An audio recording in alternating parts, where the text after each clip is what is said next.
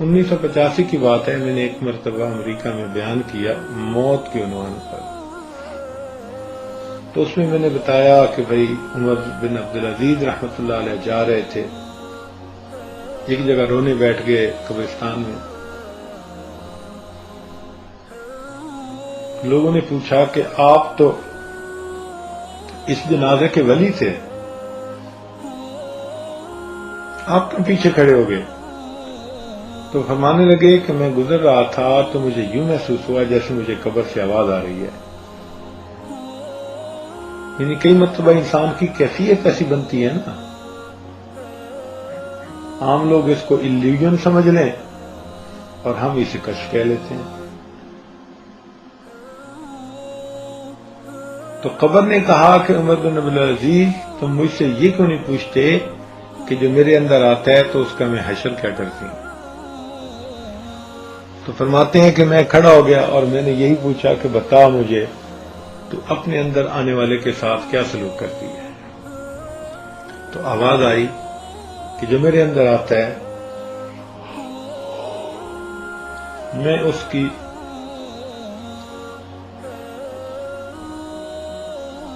بدن کے اندر کیڑے ڈال دیتی ہوں، گوشت کو کھا لیتی ہوں، ہڈیوں کو جدا کر دیتی ہوں. تو یہ واقعہ ایک مرتبہ میں نے نقل کیا. جو سننے والے لوگ تھے نا، ان میں سے کافی پی ایچ ڈی ڈاکٹر اور M B B S doctor اور فلاں فلاں تھے. ان میں سے ایک ڈاکٹر میرے پاس آئے اور کہنے لگے جی کہ آپ نے یہ واقعہ کہاں پڑھا؟ میں نے ان کو بتایا کہ یہ واقعہ اس طرح پڑھا میں نے فلاں کتاب میں. وہ کہنے لگے جی آپ یہ منظر آنکھوں سے دیکھنا چاہیں گے؟ میں نے کہا بھائی عبرت کی نظر سے میں دیکھوں گا. کہنے لگے جی آپ 2 گھنٹے فارغ کریں.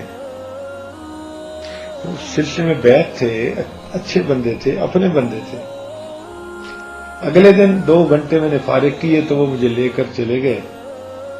ایک میوزیم تھا جس کا نام تھا نیچرل ہسٹری میوزیم. اس میں ایک ممیز کا سیکشن بنا ہوا تھا. شیشے کے کمرے بنائے ہوئے تھے اور روشنی ایسے کی ہوئی تھی جیسے عصر کا وقت ہوتا ہے. بہت خاموشی تھی اس سیکشن میں،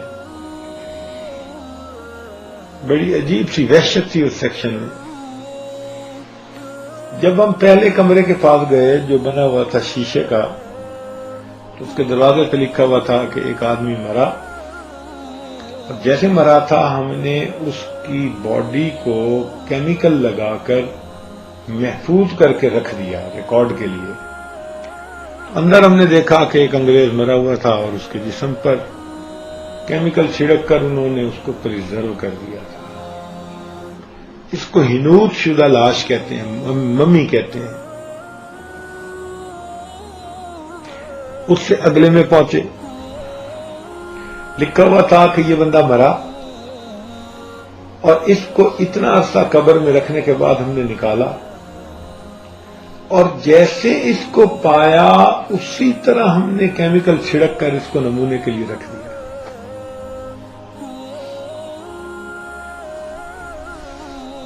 تو اندر جا کر ہم نے دیکھا تو ہماری حیرت کی انتہا نہ رہی کہ انسان کے بدن میں قبر میں جا کر جو سب سے پہلی تبدیلی آتی ہے وہ یہ کہ آنکھوں کے ڈیلے لٹک کر اس کے رخساروں پہ آ جاتے ہیں.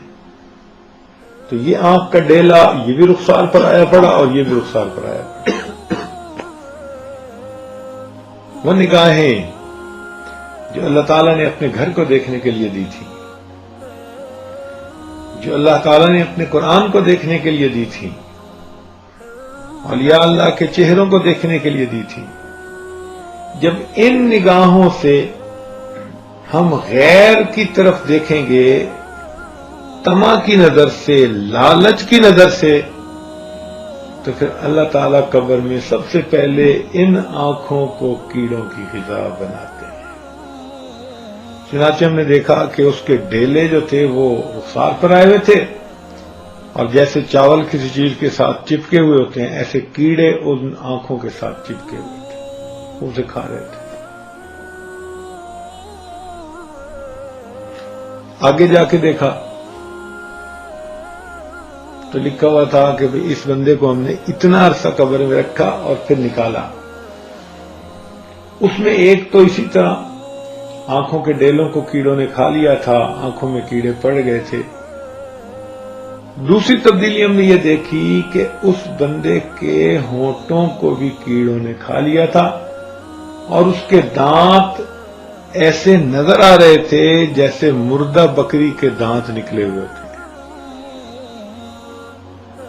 होंठ जो थे वो कीड़ों ने खा लिए और 32 दांत की 32 ही नजर आ रही थी।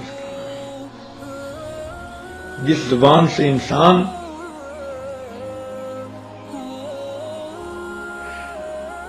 झूठ बोलता है, गीबत करता है, दूसरों पे बोहतान लगाता है, अल्लाह ताला इस मुंह को भी फिर कीड़ों से भर देंगे। और उसके पूरे मुंह में कीड़े पड़े हुए थे। फिर अगले को देखा तो लिखा हुआ था इसको इतना इतना सामने रखा, निकाला तो जिस हाल में हमने पाया उसी हाल में प्रिजर्व कर दिया। उसमें तीसरी तब्दीली हमने देखी कि उस बंदे के पेट के अंदर भी कीड़े पड़ गए थे और जैसे प्याले में चावल भरे होते हैं उसके पेट के प्याले में कीड़ों के चावल भर गए थे। बस उसके आगे फिर ये कीड़े बढ़ते गए, हत्ता के आखिरी जो कमरा था उसमें हमने जाकर देखा कि इंसान की फकत हड्डियों का ढांचा, और वो भी उंगलियां पोरों से जुदा, पोरे हथेलियों से जुदा, हथेलियां बाजुओं से जुदा, बाजू कोहनियों से जुदा और कोहने जिस्म से जुदा, पूरे जिस्म की हड्डियां एक दूसरे से जुदा जुदा। उनको देखकर इतना दिल पर गम तारी हुआ, इंसान तो क्या बोलता है, क्या बना फिरता है दुनिया में।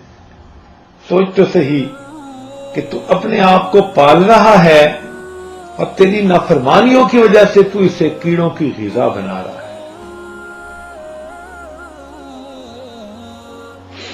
अगर ये इंसान गुनाहों से सच्ची तौबा कर ले